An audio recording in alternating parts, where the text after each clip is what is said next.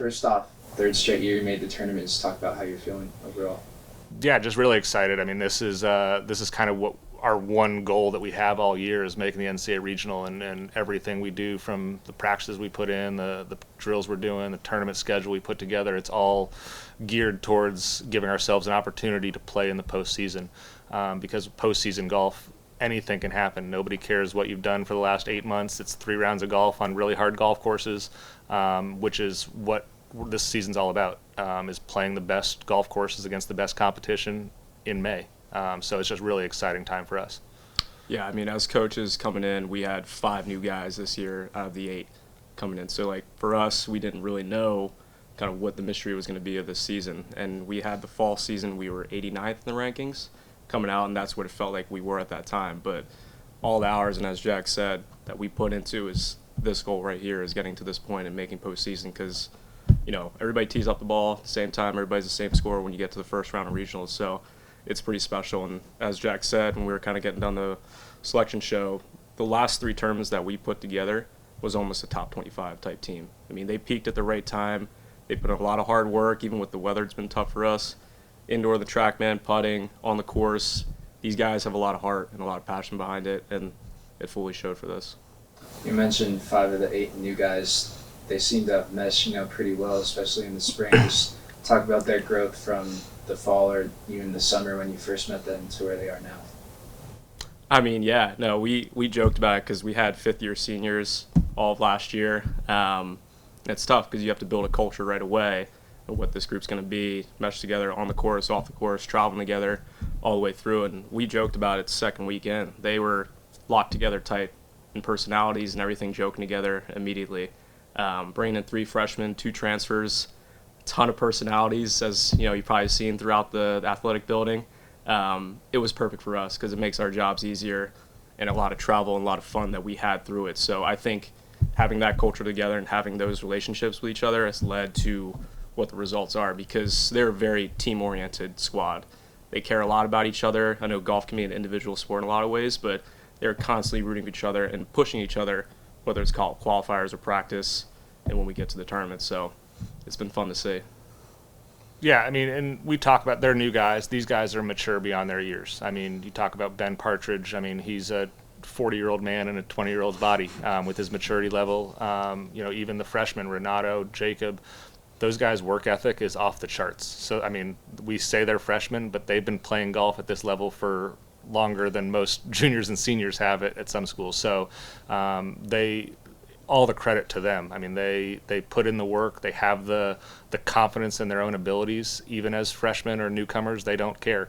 Jackson Rothwell has more confidence in his pinky than I have in my body, which is a big reason why he's successful. And so they don't care that they're new. They didn't care necessarily about the people that came before them. They wanted to put their own stamp on this program and make sure people knew who they were, and not necessarily what's been happening in the past, because nobody cared about the past. It was nice, and these runs are fun.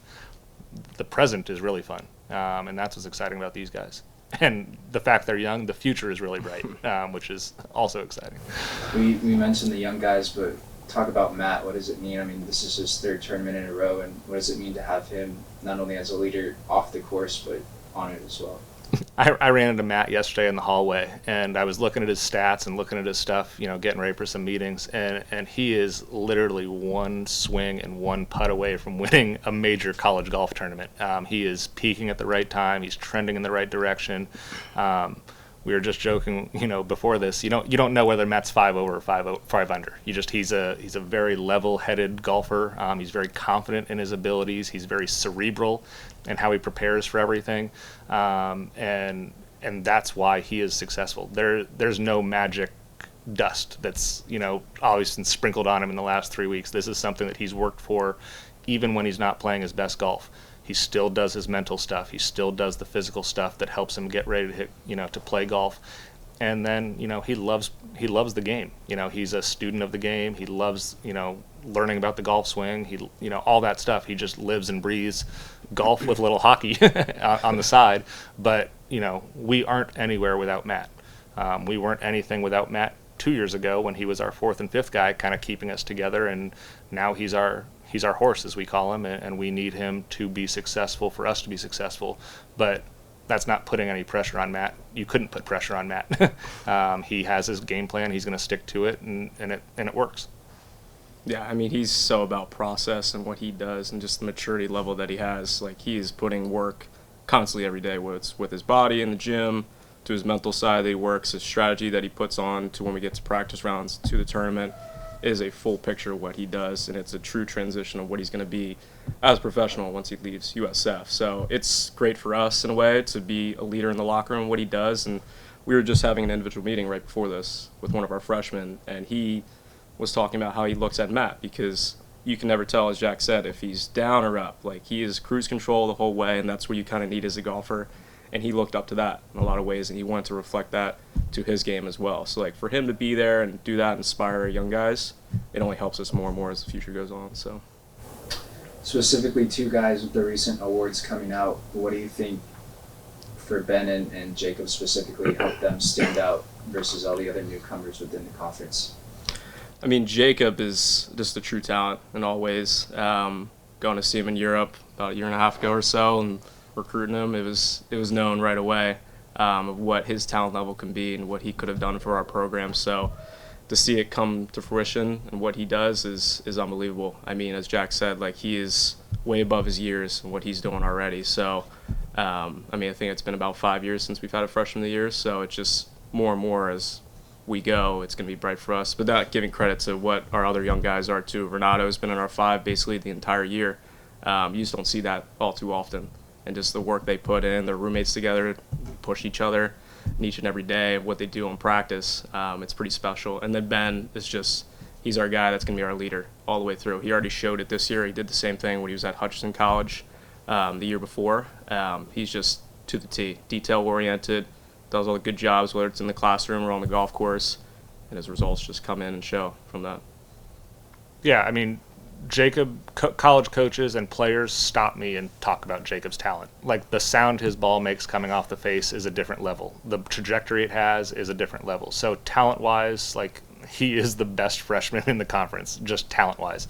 But the other stuff that he does, his confidence level, the way he conducts himself on and off the golf course, he's going to be a professional someday. There's no doubt in my mind.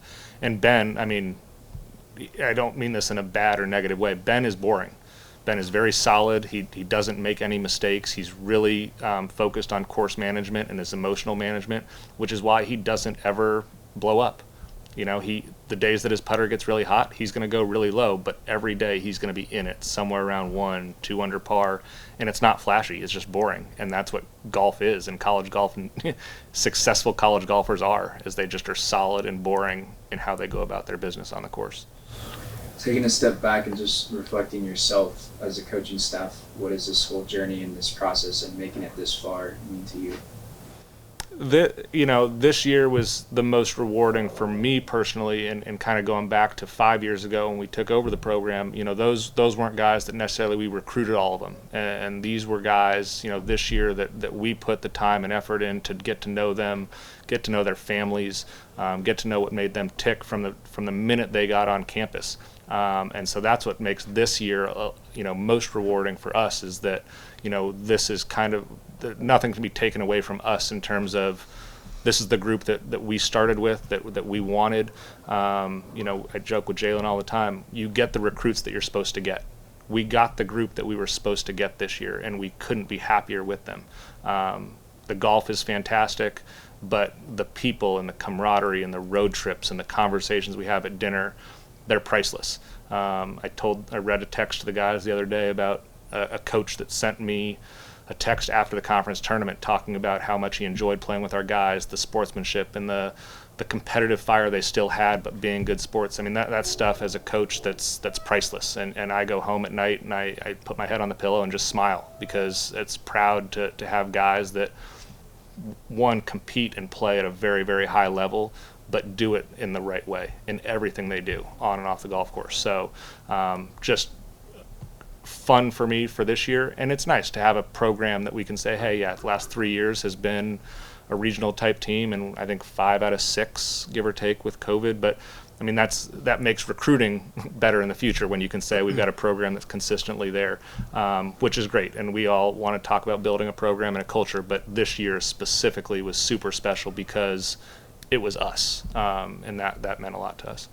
Yeah, as Jack said, I think some of the most rewarding stuff with coaching is the messages that we've gotten from other coaches, other people they've played with, even being at the Swanson the other day, just talking about how great these guys from a personality level and just humbleness that comes from it. That just means a lot because we brought the right guys in from that standpoint. So that comes, and then also results are always great in that sense. But the expectation that we had at the start of the year was, as I said, just a bit of a mystery because you have all these new guys coming in, first time playing Division I golf. Do they make the moment bigger than what it is? But just the work and time that they put in constantly just made it a joy for us to see, even though, we can't be there. Some practices that are behind the doors at TrackMan, all that stuff. So it's the constant hard work and just the travel days being all together, having dinners, chatting, laughing the entire time, just generally having good time with each other in all ways. It's been a lot of fun, and the fact that we can continue to do this with a young group the next few years is awesome. So can't ask for more.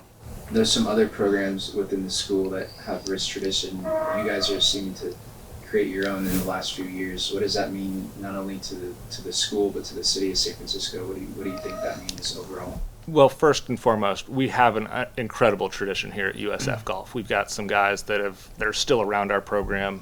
Domingo comes to mind, that still want to be with our guys that have won golf tournaments. So I want to make sure that we pay homage to guys that have come before us because we've had some WCC champion teams and individuals. That being said, we did have a little down period there for a little bit, and we were trying to rebuild and put the program back on the map because we play the greatest golf courses in the world in our city.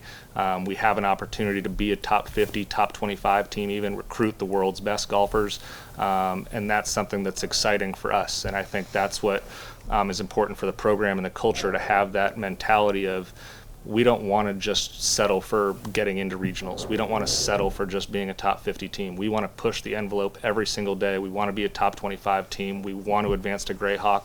We want to play in match play. And our guys believe that. It's not just something we sit here and say like, oh, wouldn't that be fun? No, they're at Olympic Club for 4 hours, 5 hours a day, putting in the work, hitting the putts they need to hit to get ready to compete at that level. So it's very exciting because I think we're seeing it in the city. We have these private golf courses. We've got public golf courses that have players that come up to us and say, hey, we want to be with your guys. We want to play with your guys. We want to help your guys out. And that is a big part of the culture, that you've got guys that are successful on the course that you want to be around. And that's what we're trying to build. Yeah, just kind of what his point is. It's all about culture and what you bring in, what you try to promise to these guys that are playing. So, like, for me, when I first came on 2014, Jack was my assistant coach. And, like, just the relationship that I had right away and the trust that I had with him, because he's going to treat you professional in every way. He's going to make your life as easy as possible from a logistical standpoint and all the resources that you have to be successful in that sense. So I got that right away, and just to see it over these 7-8 years and the progression that's come from it and the passion that we have behind of this program growing, because, as you said, we've had some down periods in that way. It's unbelievable, and I think it just continues to show what that culture we build to get these guys to the highest level that they can be in that standpoint. So it's just been awesome, like the things that we've been putting out, newsletters, people reaching out to us about the success, like seeing alumni from all different angles coming back in, support us, and just generally happy that we're doing something that what we're doing in the last 5 years or so is very cool. So that's like kind of our motivation to keep it going, so make people proud.